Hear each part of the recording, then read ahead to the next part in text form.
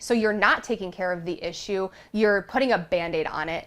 Trina's husband is a correctional officer at Groveland Correctional Facility. That's not what we signed up for in our marriage when we started a family, and with our husbands being gone, the overtime doesn't even matter. Like, the money in the bank account is nothing compared to having my husband home. That's mostly why Trina says these strikes began. They've taken this job because of the flexible scheduling and the time that they are able to, mold their schedules around their family.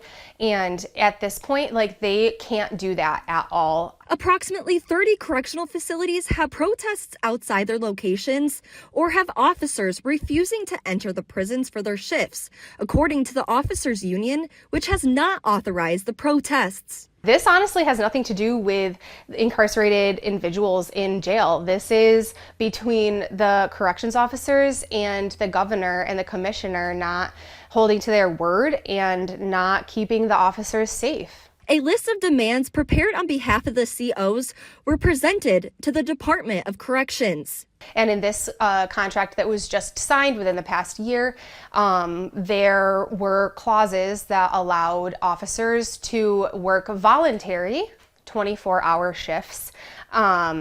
Unfortunately, it has not been voluntary. It has become mandatory on a regular basis. They work more 24-hour shifts in a week than more hours in a week, I should say, than I work in a month. Besides mandated overtime, the 2022 HALT Act is another priority.